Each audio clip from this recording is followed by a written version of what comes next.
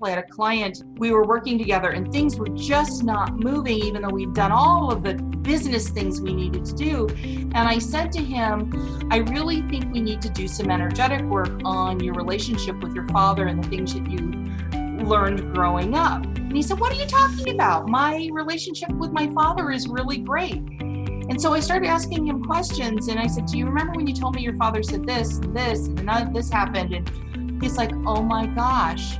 He wasn't even admitting to himself that he had these very strong beliefs that he wasn't good enough, smart enough, and that he was destined to fail.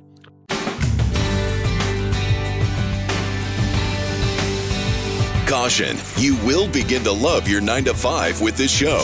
Join us as we explore and discover your unique strengths and learn to apply them to your daily business activities with your host, Shmuel Septimus. Welcome to this episode of the Love Your 9-to-5 show. Today's guest comes highly recommended by another previous guest who's been on the show multiple times. Vivica von Rosen said that I have to speak and I have to interview, and we must have a conversation with today's guest. Before we introduce her, we will introduce her right now. Deberah Bringelson is one of the most profit-producing business growth and empowerment experts in the world. She helps C-levels break through the fog of confusion, poor sales, and overwork to increase revenues and reclaim the time and energy and joy that their business has stolen from their life. Deberah has served with and worked with Fortune 100 and 500 CEOs, U.S. presidents, want to hear about that, members of Congress, and names that we know: Richard Branson, Tony Robbins, David Packard, President Reagan, Governor Schwarzenegger. There's really a lot to discuss. So first of all, Deberah, thank you so much for coming on the show. Absolutely. Thank you for inviting me. So you're welcome. Vivica sent me a message. You sent the message. I knew we had to connect. And I really feel that this is going to be a very unique episode. So for our listeners who don't know you, and I've researched you just a little bit because we only met recently, can you give us just a short background? Because I don't want to spend the whole podcast discussing your background, but where do you come from personally, and kind of how did your business evolve to the direction where it is now? And we'll take that from here after you go. Okay. So I started my professional life in politics, actually. And I have worked with a couple of presidents, and I worked in Congress for a while. And I got a call one day from someone saying, this business is going under, and we want you to come and see if you can do something and turn it around. And I have no idea why they called me, other than they knew of other things that I had done out of the business world. And I started with that company. They literally, their budget had declined from about $1 million to $56,000. And they were really thinking about, should we just turn the lights off and go home? And so I started working with them. And when we finished together, they'd gone from $56,000 annual revenue to more than $13 million. And from there, wow, it just sort of snowballed. I just started working. I getting calls from companies all over the world to come in and help them. I started turning around. And I think the thing that's most important about me, that resonates with what you do with your show, is I'm all about freedom. I want everyone on the planet to have freedom.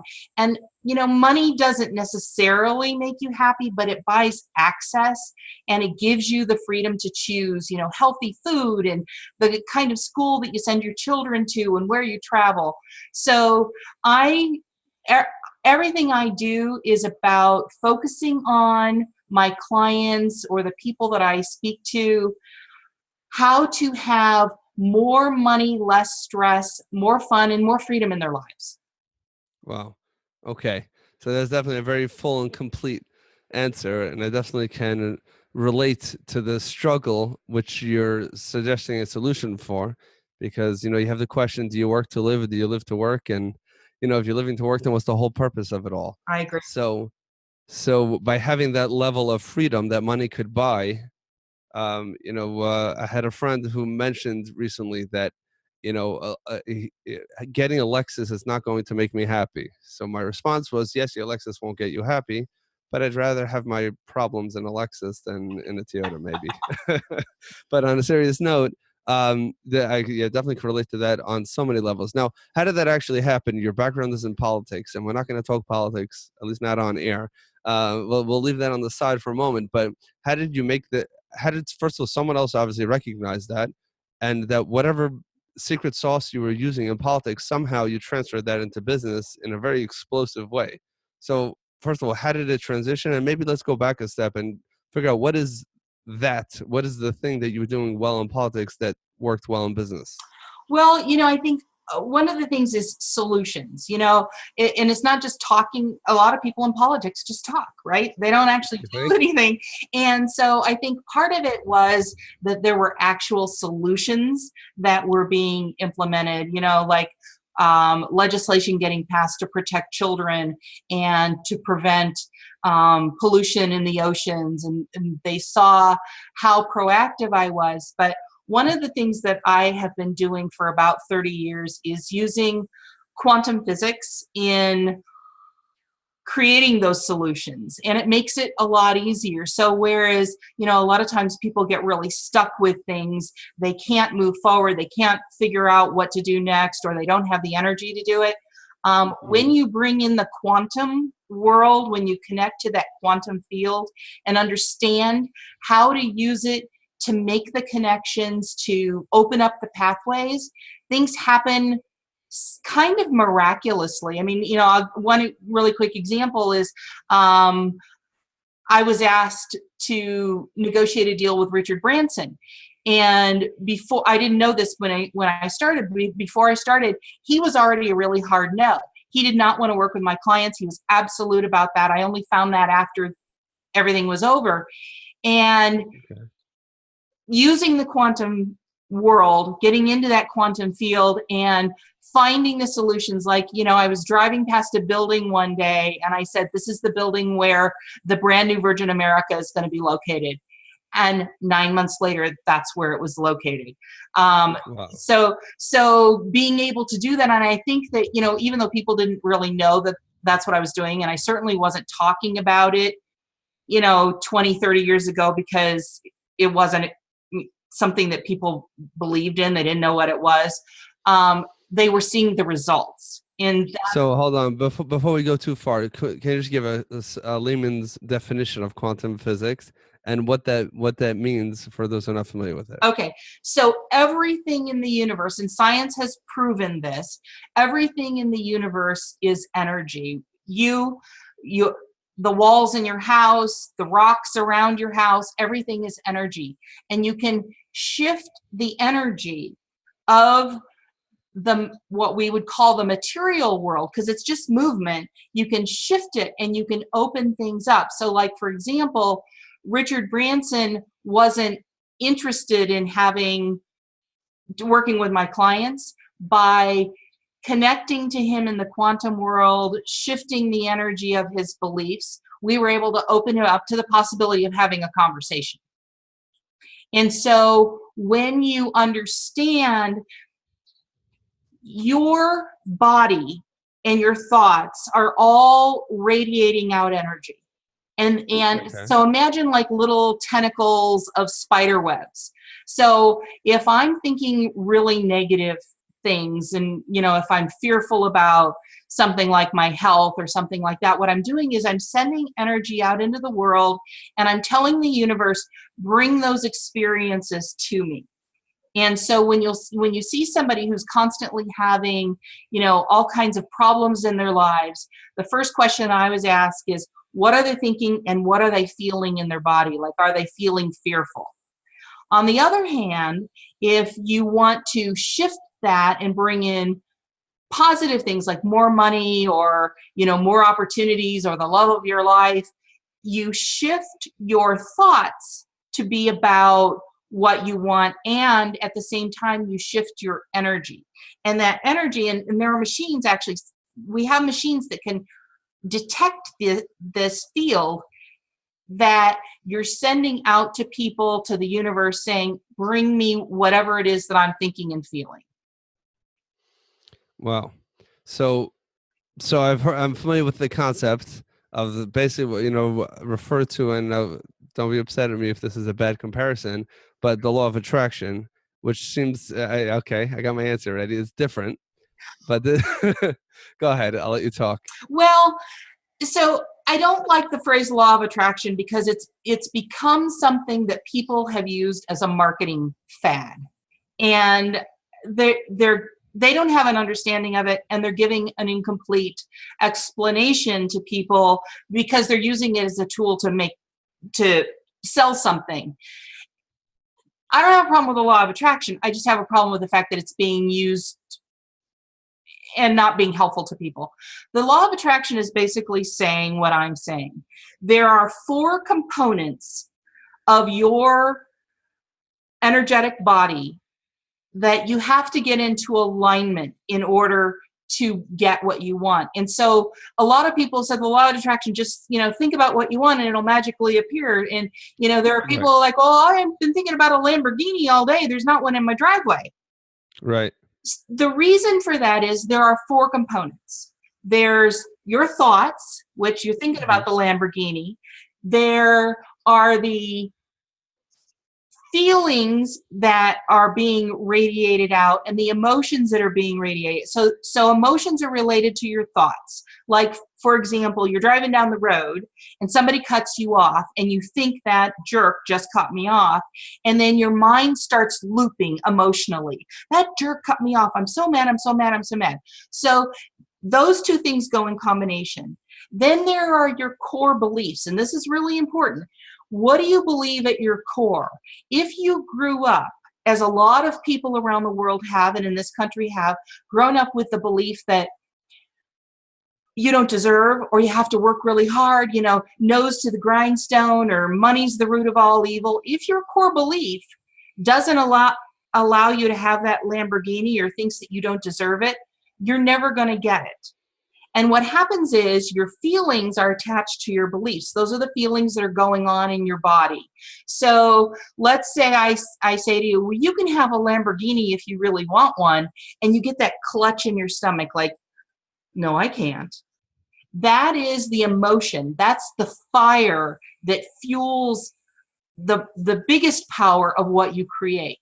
So when people talk about the law of attraction and your thoughts create, they absolutely do. But you can't ignore the feelings and emotions and core beliefs that go with all of that. That make sense? Yeah, I'm absorbing this because I've heard the law of attraction being presented in many different ways. My thoughts are not about a Lamborghini. That's not on my wish list right now.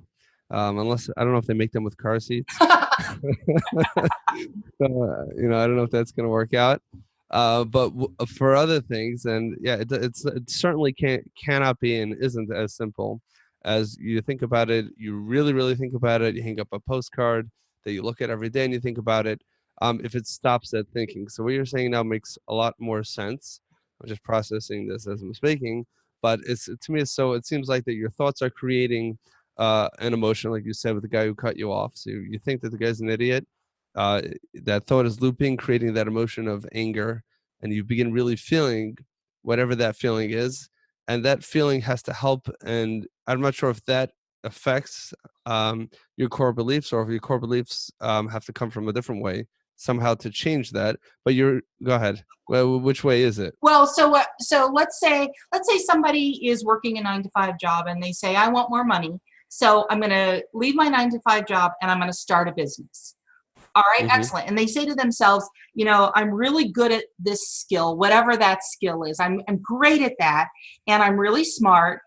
But somehow, so that's all in their head, and that's creating the emotions in their head.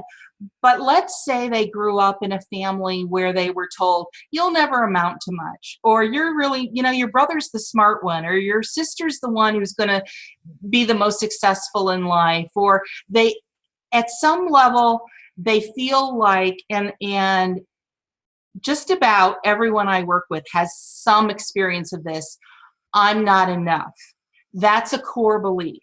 So they start their business, they've got their head going, they know they're really good at this one skill, but in their core, in their body, they're like, I don't know. I don't know if I really believe it. And they may not be admitting it to themselves. I mean, I'll tell you an example. I had a client Okay. who we were working together and things were just not moving, even though we'd done all of the business things we needed to do.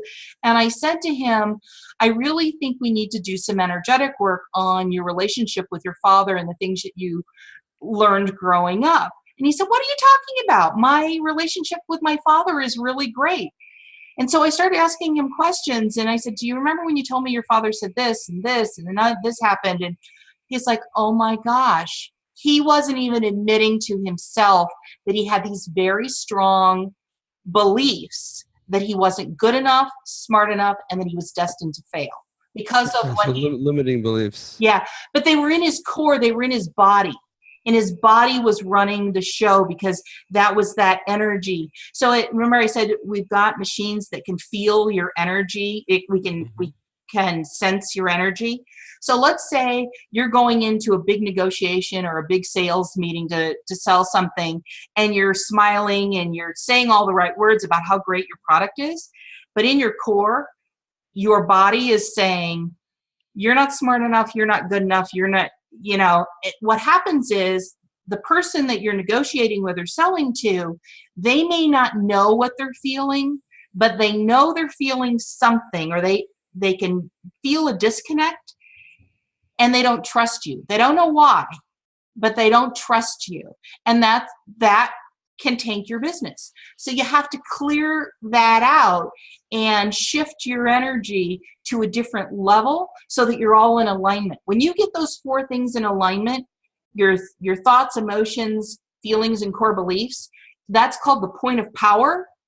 And that's where everything starts to open up.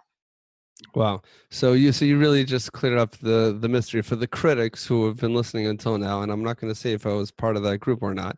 We're saying, what does all this stuff have to do with real hardcore business results? I could have all the touchy-feely stuff at home, and in the car I could sing to myself, and I could do opera, and I could tell myself that you really are good, and I could do whatever I want. But at the end of the day, I'm in a business meeting. I have a product. I have a service. I know it well, and I'm presenting it well, and I know that I deserve to get compensated at a certain level, and yet for some reason, when I come across, there's some sort of disconnect. So you're saying it's a very, very practical thing that you could, if you're, first of all, if you're not thinking that I'm going to make this money, or even if you want to be a little bit less crass for the people who think money is a dirty word, which it's not. But even if someone wants to say, I'm going to be, let's call it success, and they want to, and they create that emotion, they create that feeling, but their core beliefs, they heard that either success doesn't mean being financially successful. Maybe for them, success may have been defined as something else, and now they want to earn their own success in business, and they may say, 1 second, I'm not supposed to be successful here. Forget about if I can or if I can't. I was told that the definition of success is something else. Right. Or I was told not like that, which, by the way, as a parent, you terrify me, because that means that obviously I'm aware of the relationship I have with my children, but we have, they always compare each other. Took this one out and you didn't do this, you didn't do that.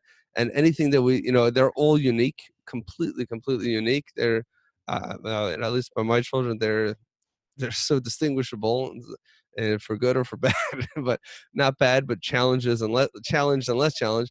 But the message from a parenting perspective is that responsibility is huge. But at the same time, if you have that core belief that you were given these children because you have the abilities inside of you to connect to them in the right way and to build them up, and do just the opposite and build the correct principles, assuming that you have a principle guided life, then, or whatever, you have a clear set of principles that you're guiding them with and that you're building them up, then that could be, that could make them that much more successful. But zooming out of parenting for a moment, getting back to business. So if this is touchy-feely stuff, how's that going to make me actually close more sales? How am I going to sell that whatever, that big contract? Why are they going to relate to me and connect to me? I think we could all relate to this on some level, that I'm speaking for myself, but I've worked with a lot of people, And I think there are certain people that come across when you meet them the first time, you know that they're spilling their gut, and there's nothing in between what they're saying and doing and who they are as who their core person is. And there are some people, like people like to make fun of stewardesses on flights or whoever it is. They put that fake smile. The plane is crashing with a smile on their face, and please hold your head on the whatever. And you know that those are extremes, but you know that it's fake. So again, I'm processing this, and if I misinterpreted, you're going to correct me in a second. But when you come across, and I know sometimes I've done that, where I went to big marketing meetings, where I was just low down on the rankings. So we went to meet a hospital, and everyone's saying their pre-scripted lines and making sure to comment on all the different things in the room and all the other garbage, which drives me crazy. And then there were times I come in there and just said like one thing that was just completely opposite of the whole uh, inauthentic feeling in the room, but immediately connected to people. And like months later, people came back, oh, that was your one-liner, and people, because it's real and it's genuine, and people are starving for that. Is that, am I getting it? I think you're absolutely right that people are starving for real and authentic. And I think it's related, but I also think it's different. Being real and authentic, I think there's a desire to have that. At the same time, though, being real and authentic and not having internal barriers blocking you. Here's a real practical example. Anyone who knows me has probably heard the story that I've told about the realtor who sold homes, who went for 12 months with $0 revenue. She made nothing in a 12-month period. We started working together, and we started putting in all of the strategic business plans and strategies that we needed to do. And we're 8 months in, and she still hasn't made any money. And I said to her, look, I think there's something that you're doing that's blocking this energetically. So we did some work around her core beliefs and her energy. And what we discovered is she had grown up in a very wealthy family. And she felt like in her core, she didn't deserve to have wealth because she'd never done anything to earn it. So she needed to clear that out. We did some work around it within 8 days. Now keep in mind, at this point, she's gone 20 months with zero revenue. Within 8 days, she made $298 million. What? Within 8 days, we cleared out that belief that she didn't deserve wealth because she grew up in a wealthy family. She made $298 million. And at the end of the 12-month period that we were working together, she made $602 million selling houses. Wow. This is residential real estate? Yes.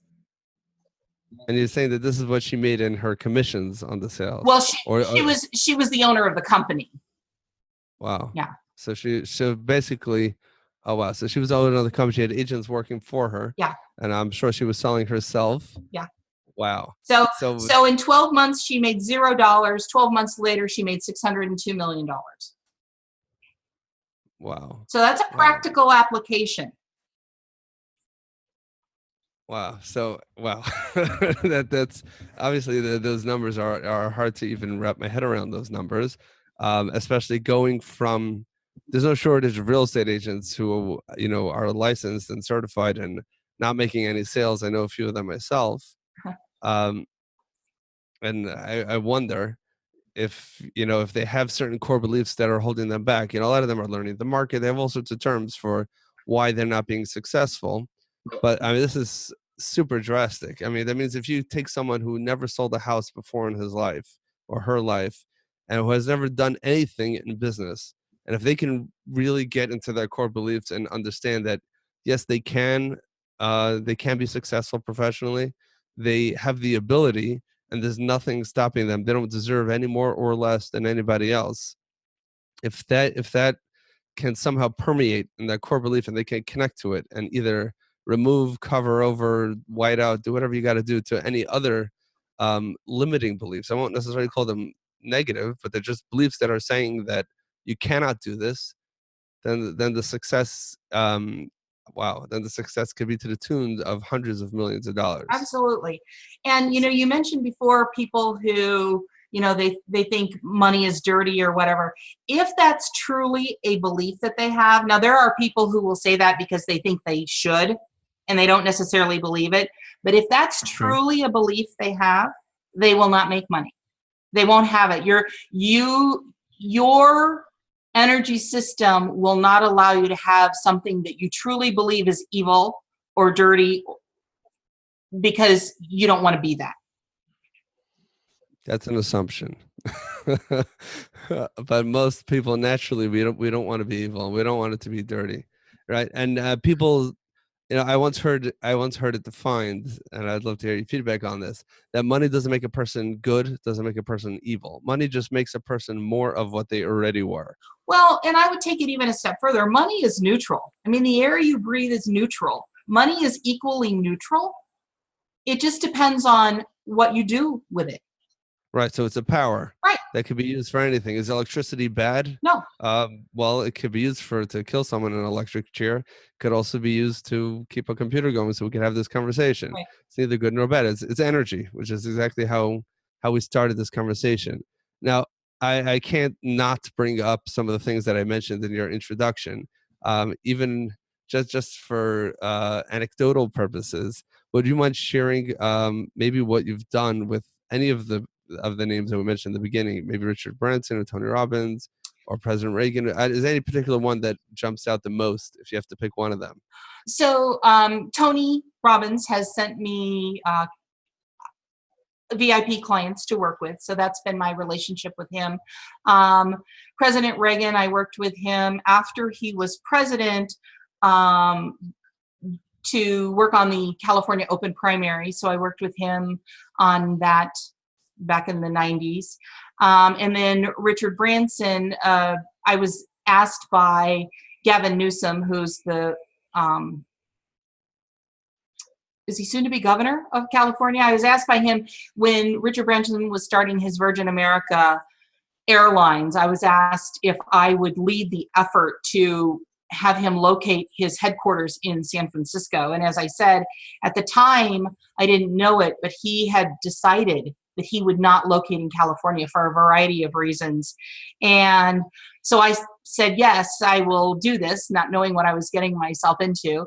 And 9 months later, after running this campaign, I had no financial resources. They gave me no money. I had just an assistant, so I didn't have any staff. Everybody who worked on my team was volunteer.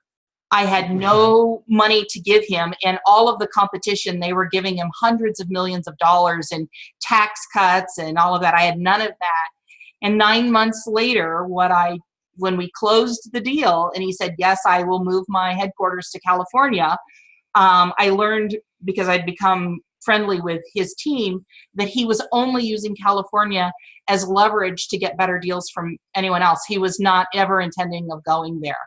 And so the point of that is, when you combine my formula is called the power of three. When you combine all three elements of that, the business strategies, the success strategies, and the quantum physics together, there's really nothing you can't do. Wow. It's humbling to hear you assume that others can easily take this concept and replicate it. Obviously, if it was so simple, we would all do it. So what is a practical way for us to get started actually living the way that you just described? Okay, so I do believe that everybody can do this. And I teach in online, it's a home study class, it's online. And I've got CEOs from small companies to multi-million-dollar companies who are, one of them, his name's John. He 10x'd his leads, his sales, and his revenue in 6 months. 10x. I've got another client who's a solopreneur. He is achieving up to 95% growth, revenue growth, month over month. So it's every month he's achieving that. Nadia, who went from 0 to $602 million. So I believe, actually, I don't believe, I know that everyone has the ability to do this. Here's a way to get started. First, Go to 7blueprint.com. I have a free gift for everyone who's listening. It's two things. One, it's a blueprint, and the timing is perfect because before it was just a couple page blueprint. Last week I updated it so that you still get the blueprint that you can look at, but now there's 30 pages of backup information. So if you want that, it's there. If you're not somebody who likes to read, that's fine too. You still get the blueprint. And then the other thing is I bundled it with my clients, like the realtor. I do these guided processes where I guide them out into the quantum field. I have recorded a guided process to help everyone get themselves out into the quantum field. Now, this is not something where you do it one time and that's it. This is a lifestyle. This is how I lead my life, and this is how I teach my students in my class to lead their life. So if you go to 7blueprint.com, 7, the number 7, BLUEPRINT.com, you can get both of those for free as my gift to your listeners. Awesome. I'll definitely put a link to that in the show notes, and I'll definitely have a look at those downloads to see how I can incorporate that, and hope that some of our listeners will as well, especially if someone right now is, let's say, in a 9-to-5 job. And, a lot of times, some people love it. Some people love the fact that I don't have to worry about what this business does, where it's going, what the success will be. As long as I keep on, moving things along the conveyor belt, then I'm getting my paycheck. Yeah. And I guess for some, I don't know, for some people, maybe depending on where they are in their careers, maybe that's okay. I don't even care the amount of money that you're getting paid. That concept of being a cog or a pawn in someone else's game, a cog in someone else's wheel, whatever, that's just so repulsive to me. Right.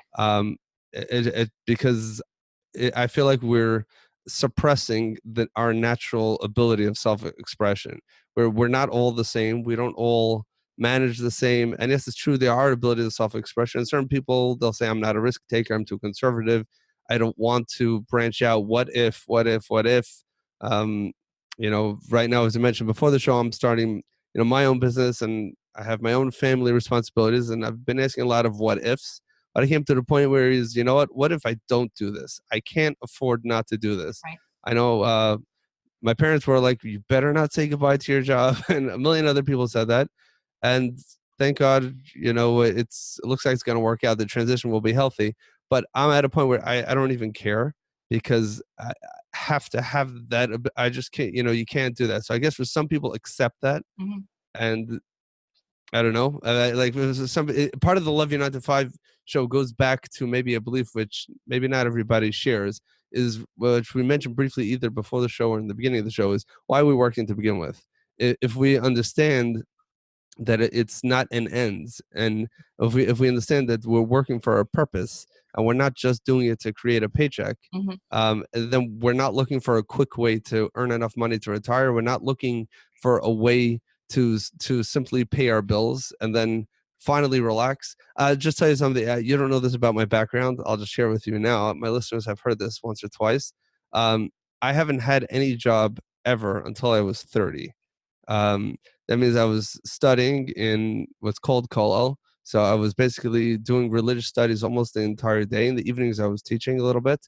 But I entered the business world as an adult with several children. I don't remember the number, what it was at the time, but with several children. And that's how I entered the business world. Now, I already had developed a system for managing my time, for managing my priorities outside of the business world. When I came there for the very first time, I explained to my mentor at that point that I expect to be as productive in the business world as I was in my religious studies. And I explained to him that we would actually sit across the table from a study partner. We would sit 3-4 hour sessions in a row. We were maybe we weren't always perfect, but the goal was not to speak anything that wasn't directly related to the subject at hand. 100% productive. And that's what we're going to do. And we accomplished tremendous things by doing that. But the immediate vibe that I got from almost everybody, which was foreign to me, was that, the depressing Mondays, and then as the weekend comes closer, TGIF, and I learned a lot of new things I didn't know. And then, we're living for the weekends. And I don't know, that it just so rubbed me the wrong way. That if you don't love what you're doing the entire time, then that's a very depressing way to spend your limited time on this wonderful planet. Yeah. So applying some of the things that you've mentioned, and obviously this is the tip of the iceberg. It should be a way for us to be able to begin seeing things in a different way. Now, I know I don't want to take up too much of your time. Is there a final thought that you could give just about the power of three formula? Maybe if you could even share that with our listeners, of just so that they can understand it really well, and perhaps and a practical way for them to begin understanding it after they download the download. Okay, so if you want a more in-depth explanation of the power of three formula and how it works, you should go to deberahbringelson.com/growth. That's Okay. DeberahBringelson.com/growth. And that will give you an explanation of what, all these people that I've talked about who've had this massive success, what they've actually done. Wow. So it's right there. But the power of three formula combines three things. The first is proven business strategies, but I do it with a little bit of a twist. Speaking to your ideal buyers, figuring out who your ideal buyers are first, because there's a whole world of buyers, but you only want the ones who are right for you. The ones who are easy to work with, who listen to you, who, pay and pay well. How to actually connect with them and do it in an easy way that makes them want to talk to you. You'll want to look for the story that I talk about where the home developer, we didn't sell those $602 million of houses by talking about granite and lighting and fixtures. We talked about diabetes, heart disease, and teen drug use to sell houses. Wow. So that's a little bit of a different twist. That's part of the first part of the power of three formula. The second part are the success tools that you need, how to lead yourself if you hire someone, how to lead them, how to build a team, how to put a presentation together, how to negotiate a deal. Like when I was negotiating with Richard Branson, one of the most powerful billionaires in the world, how to negotiate at that level. This class that I'm talking about, one of my students was pre-revenue startup. He hadn't made any money. By the end of the 5-week class, he had negotiated a $67 million deal by learning these tools. And then the third element of the power of three that makes it easier and more joyful is the quantum physics piece. How to open that up, how to open up the energy so that you're bringing into your life, not just your business, but your life, what you want. So many CEOs are under more pressure than ever. They're under so much stress. What's the point if you're not sleeping at night and your spouse is ready to divorce you? And believe me, when I start working with people, that's one of the first stories that I hear, is how their marriage is on the rocks because the business is taking so much time, or because their children are experiencing problems because they're not spending enough time with them. So the whole formula comes together to grow the business, but it's holistic because we focus on the life too. And you can find at DeberahBringelson.com/growth that I mentioned, you can find out more about all of the components of that. Awesome. All right. As I didn't give you a warning about this, so you can decline if you'd like. But usually I like to ask all of our guests on the show if there's any one particular book that has had a significant impact on them, and that they would recommend something that has to do with maybe some of the content of what we've discussed. Is there anything at all that comes to mind? I love the work of Joe Dispenza. If somebody's experiencing health issues, now what he talks about in this book that I'm going to recommend is about health, but you can extrapolate it and use it for other parts of your life. But I love his book, You Are the Placebo. He also has a great book called Breaking the Habit of Being Yourself, where he talks about how your body starts to run your life, those core beliefs. And he does it from a scientific perspective. If there's somebody who's like, well, I really want to understand the science behind all this, they're readable. You can pay attention to the science or not, but it's there if you want it. So I really love any of Joe Dispenza's work. Awesome. All right, we'll link up to those in the show notes. Deborah, it's been really, really a pleasure. Thank you so much for coming on and sharing some of your experiences and some of your knowledge. I will definitely put a link to the website where there's so much more that we were not able to get to in this episode. And we also appreciate your generous gift of the downloads that you mentioned earlier. I'm going to put a link to that in the show notes as well. So thank you so much for coming on the show. Thank you.